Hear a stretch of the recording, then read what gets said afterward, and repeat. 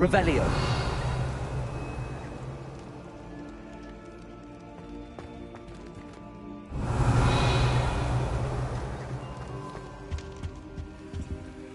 Alohomora.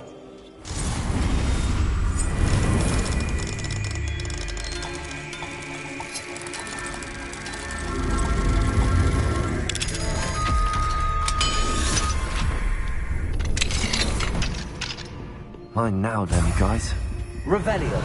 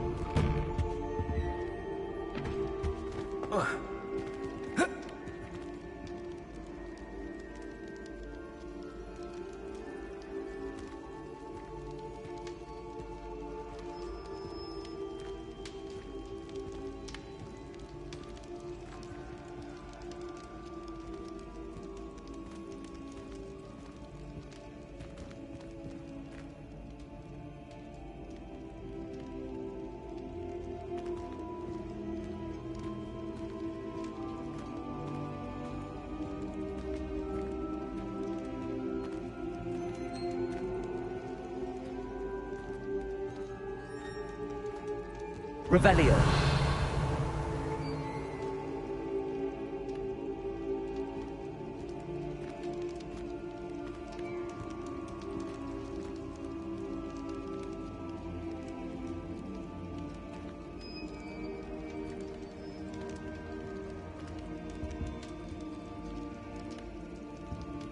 I have been meaning to speak with you.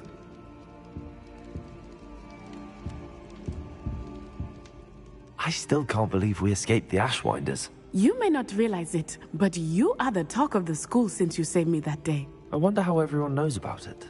I told my mother in the hope that she would be more forgiving of what I have been up to if it came from me.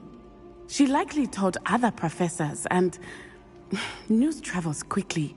Unfortunately, she might, in fact, have been even less forgiving than I'd hoped. If she knew more about what you've done, I suspect she'd be proud. If she knew any more about what I've done, she would never let me out of her sight again. I'm sorry. Has Officer Singer done anything with the evidence we provided? She has not. Harlow is as strong as ever. Someone needs to stop him, whether it is us or Officer Singer. If someone had stopped the monsters like him in Matabeleland, my father would be alive today. What exactly happened to your father? It was a beautiful day. My mother had gone to tend to a neighbor who was ill, and so my father and I were galloping in the savannah. Galloping? Your father was also an animagus, I take it? He could become the most majestic giraffe, and he would carry me on his back, my arms around his neck. We were on our way home when we surprised a group of bandits who had come from our village. One of them saw me just as he removed a scarf from his face. He shouted and then aimed his rifle. He didn't want you to identify him. Exactly. In an instant, my father bowed his neck to protect me and was hit. As he fell, my father changed back into his human form. When the bandits saw this, they turned and ran in fear. Magic terrified them, and then he was gone. And it was all my fault. Your fault? How so? He died protecting me. If I had been capable of protecting myself, he would still be alive today. My mother and I tried to go on without him, but it became too much for us there. A few years later, we left to come to Scotland.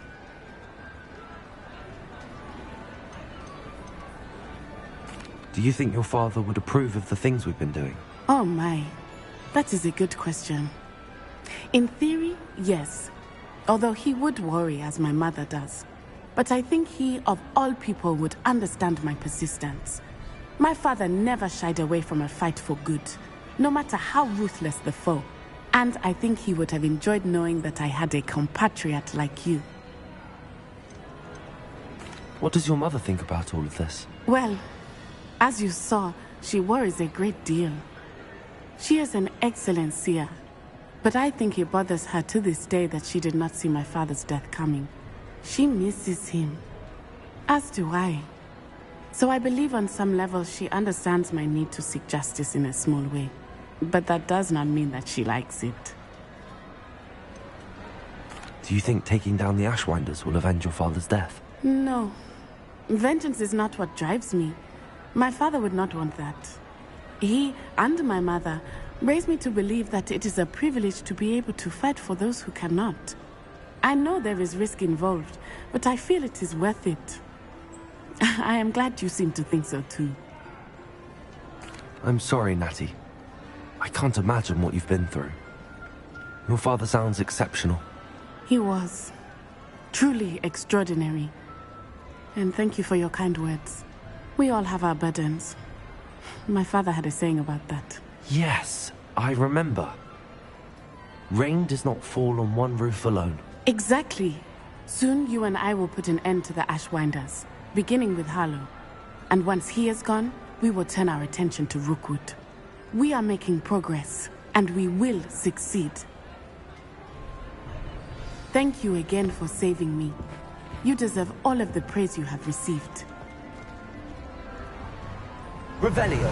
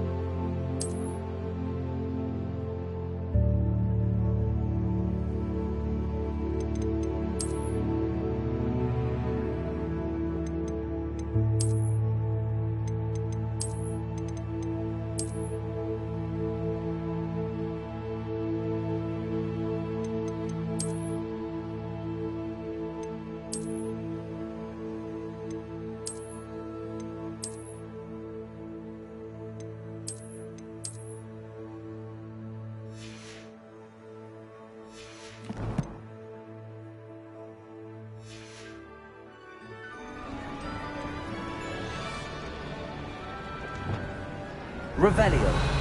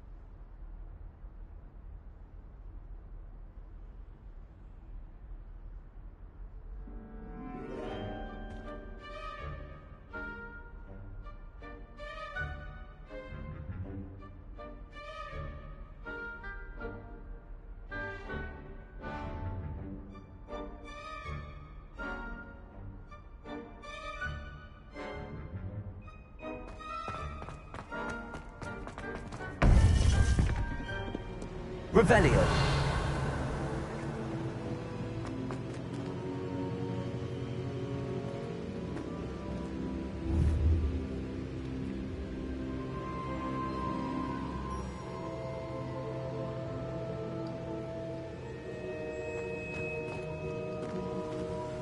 Welcome back.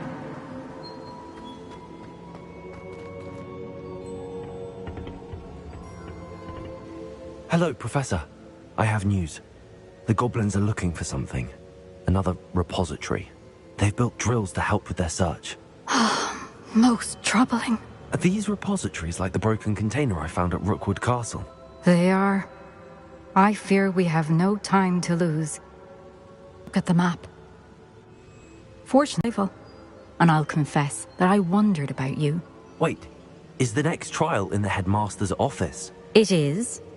I had hoped that when the time came, the occupant of that office would be of help to us. Unfortunately, this headmaster seems wildly unconcerned with anything but himself. You'll need to access the office while he's away. I understand.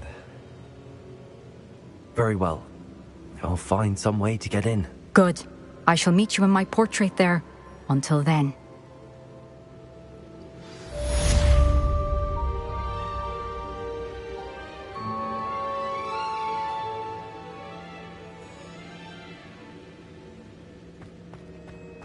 How will I gain access to the headmaster's office? Perhaps Professor Fig will know what to do.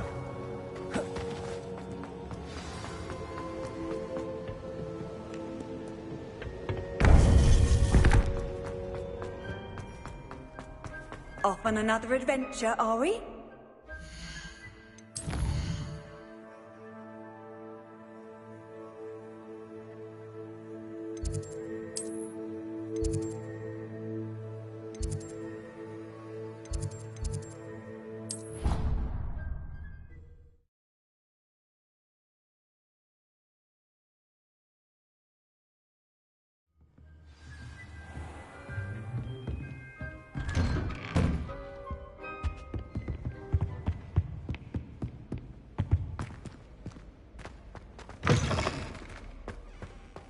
Revelio.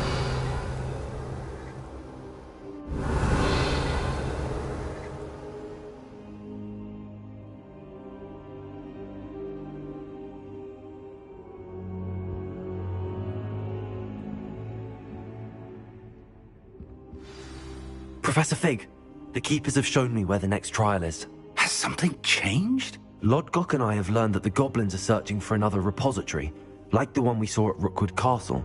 And I discovered that they're building massive drills to help in their search. Professor Fitzgerald seemed very concerned. I see. Ranrock clearly knows even more than we suspected. And sir, there's something else. Lodgok knew Miriam.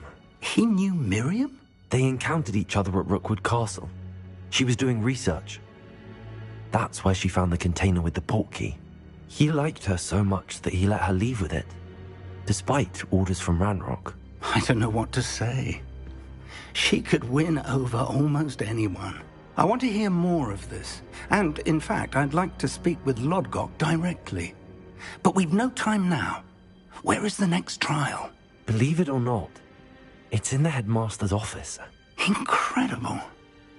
All right. You'll need the password to get past the stone gargoyle. The headmaster's house elf will know it. I've actually met Scrope, but I'm not sure he'll tell me. He's rather devoted to the Black family. He is.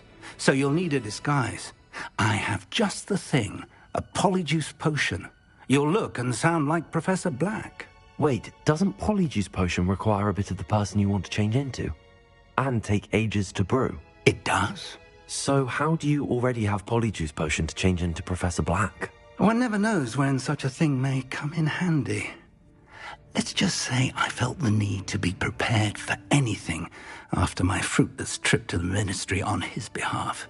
Now, time is of the essence. Drink up and I shall explain more.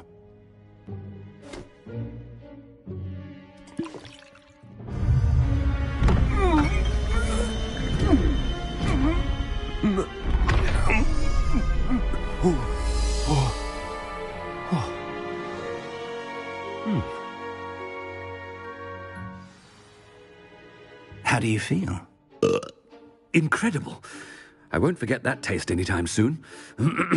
How do I sound? Convincing. I've taken the liberty of transfiguring your robes.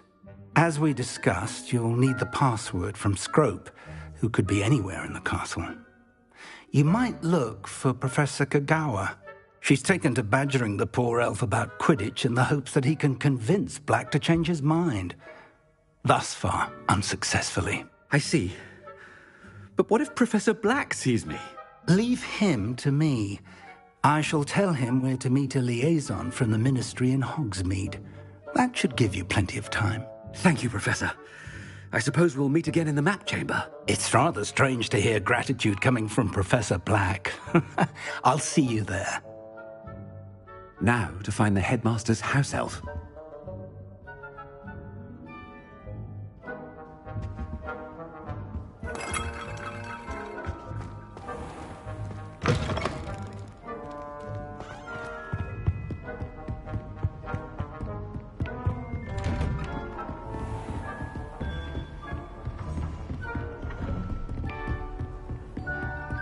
Professor, a moment of your time, please. Professor, I was hoping to catch you. Places to be, Professor Sharp. Places to be. Of course, sir. Only, you'd asked me about a particular potion, and I did? I did, yes. Well, spit it out, Sharp. I don't have all day. Probably best not to discuss it here, sir. I assure you, Sharp, you may speak freely. Very well. I've brewed the cure for boils you wanted. I can drop it by your office when it's convenient. Of course, yes. No need for all the cloak and dagger. Simply have a student deliver it. A student. Very well, sir, if you insist. I do. And thank you, Sharp. I just hope you've brewed enough for all my boils. Now, to determine which student gets this rather unenviable task. Chewing with your mouth open? Where are your manners? Greetings! I mean, out of my way, children. I thought I heard the headmaster approaching. Gareth! Mr. Weasley, what are you doing here? Don't you have, somewhere to be? Oh, Professor, yes, of course. All sorts of places I'd rather be right now. Do you need something from me? I'm looking for my house elf. Surely you've seen him? Ah, the little one-eared fellow. I saw him heading to the Great Hall moments ago, muttering on about your, sterling graces, sir. I am watching you, Mr. Weasley. Mr. Redding, who owns Honeydukes, tells me some of his billywig stings recently went missing. Prime potion ingredient. And I know you fancy yourself a skilled potioneer. What? But, sir, I haven't been anywhere near Honeydukes. Bah! That's enough from you. Just know that I have eyes and ears everywhere. On your way, Mr. Weasley.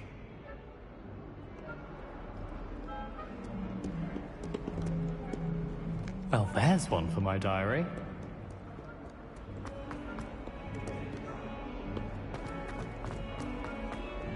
What in Merlin's name were you doing in the restricted section? What did you think you'd find there? Answers to your exams? If I discover even a trace of dark magic, I'll take you straight out of school. And that is a promise.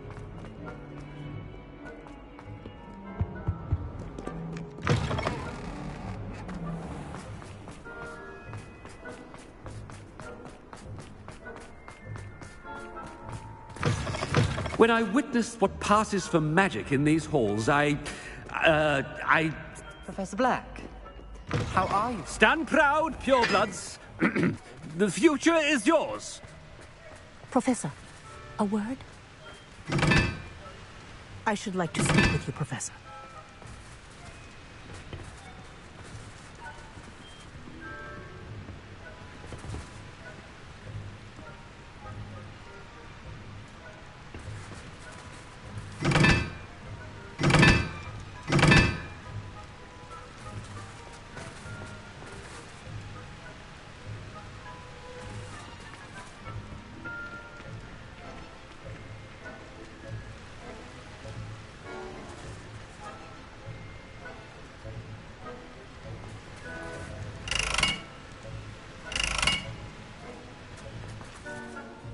Professor Black, again. It is not too late to reconsider your decision regarding Quidditch. We could still have trials and a somewhat shortened season. It would be better than none at all. But the injury, Madam Kogawa. Professor, more than one student has taken a bludger to the head on our pitch. I dare say it knocked some sense into them. And they're fine now. The fact that it happened to be a pureblood, well, that's no reason to... What nonsense! That you would trivialize the health of a student over a silly game. A silly game? You are quite impossible sometimes. Sir, I've a good mind to write to the Department of Magical Games and Sports at the Ministry about you. Good idea. I can even provide the parchment should you need it. Now, where is my elf? Parchment? Very well, I will, and with pleasure. And I spotted Scrope in the Great Hall. Seems to be avoiding me. I wonder why. Good day, Madam Kogawa.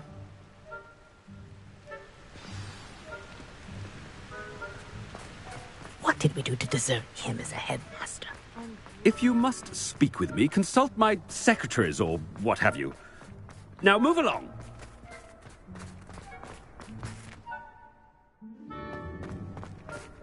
No, it's the headmaster and he's coming this way. Miss Broom, a word. Oh, Professor, this is an interesting surprise. It's Bloom, by the way. Remind me of your area of affinity, Broom. OWLs are swift approaching. Charms, sir. Non-verbal spells. Might work on one that makes me disappear. Well, keep at it, Broom. And before you know it, you'll be as invisible as that new fifth year seems to be. They're not invisible, sir. I've seen them near the library. In fact, they help me with my, heavy books. Speaking of invisible, where's my blasted house elf?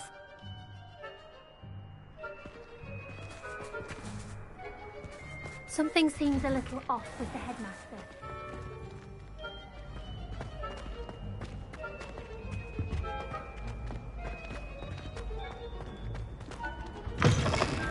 You call that a shine on those boots? Do better! Professor, I need to speak to you. Hello, Professor Black. Ah, Professor Weasley. How delightful to see you. Sir? Since I have you here, I wonder if I might, speak with you about Professor Fig. Oh, very well. I've decided to give him a bit more, leeway with his time. Leeway, Professor? Are you sure that's wise? I confess I do worry for his students. He's rarely here as it is.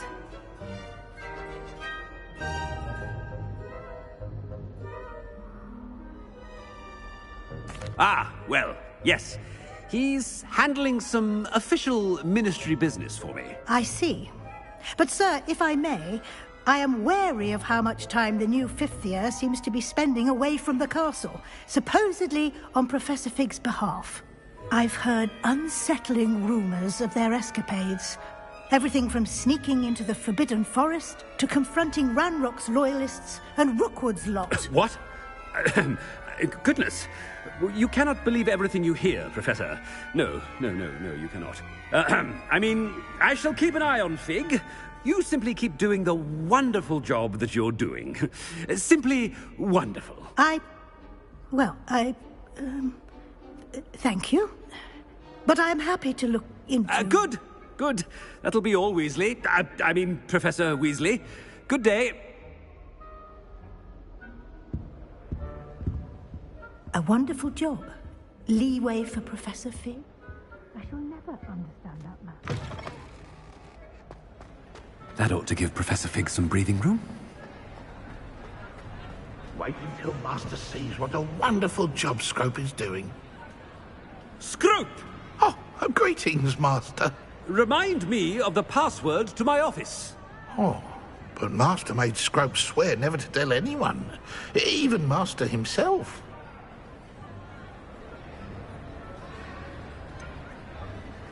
And now I'm telling you that you can tell me. Yes, sir. Of course, sir. Scrope begs forgiveness. It is the Black family motto, Master.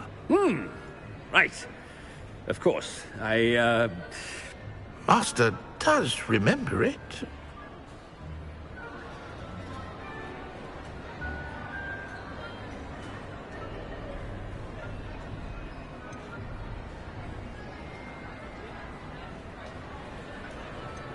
It's purebloods forever, isn't it? Close, Master. Scrope thinks Master is indeed testing Scrope. It is always pure. Obviously. And, of course, as Master knows, in French. Ah, yes, of course. I order you to pronounce it for me. Oh, Master knows that Scrope's French is most pitiful. Oh, very well. Toujours pure. There is another matter, Scrope. I confiscated this filthy diary from a student. It smells of squid and seawater. Oh, Apollonia's diary. That is quite a surprise, Master. What do you wish Scrope to do with this treasure? Rubbish. Whatever you wish, Scrope. It's your treasure. Now, off with you. The polyjuice potion's wearing off. I best get out of sight.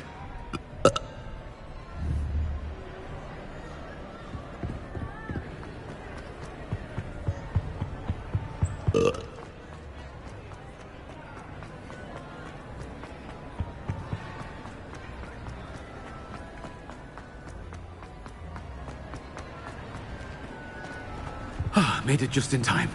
It's wearing off. Fig was right. I can't believe it worked. Now to speak the password to the gargoyle.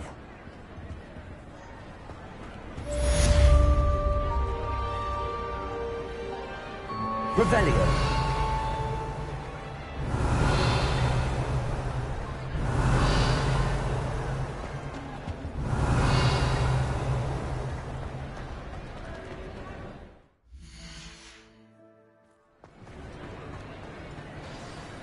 Aloha Mora.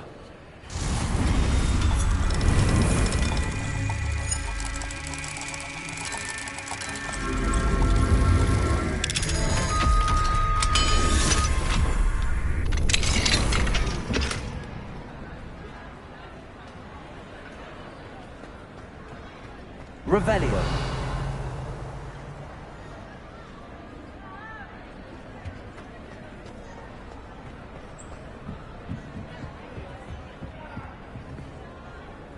Confringo.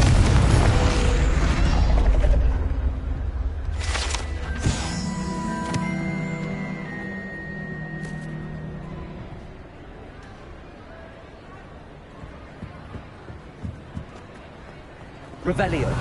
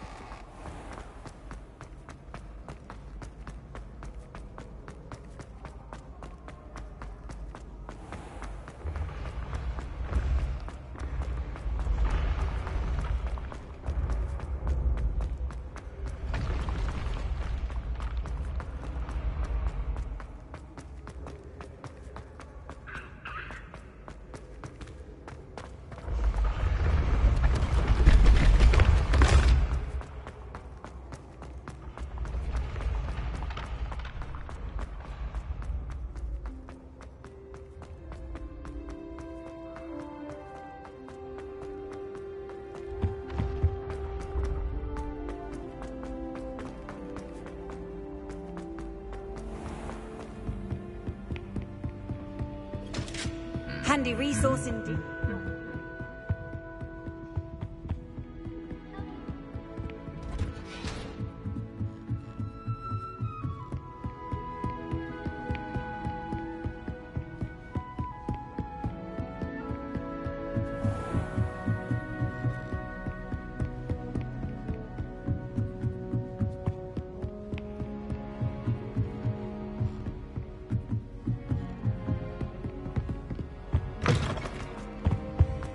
The gargoyle. That's where I need to speak the password.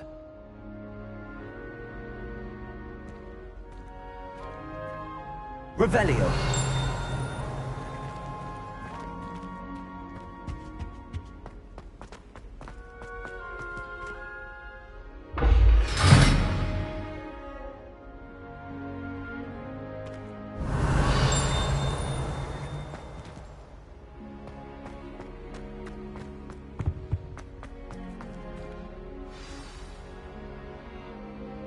Toujours pure.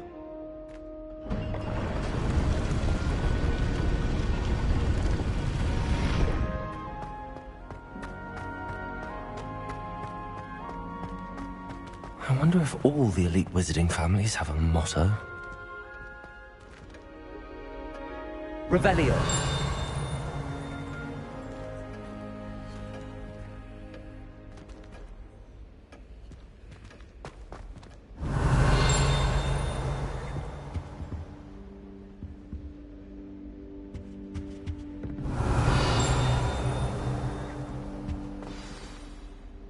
It's good to see you. All thanks to Professor Fig's quick thinking. Now what? Approach the pedestal in the antechamber and read the book that appears. What can I expect to find in the book? A story. I cannot say more. You may recognize some elements of it, as I was inspired by a tale with which many wizarding children are familiar. I suspect there will be more to this than reading a book. Your suspicions are correct. We shall speak when you are finished. Has this been under the headmaster's nose all this time?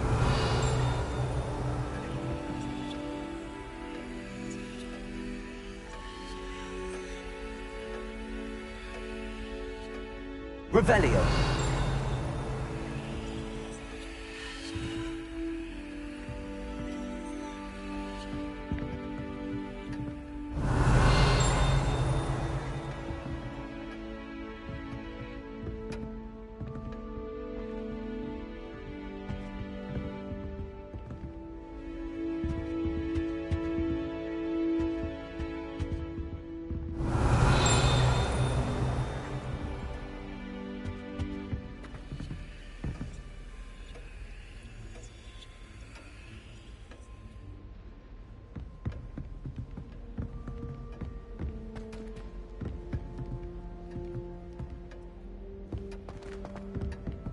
Revelio.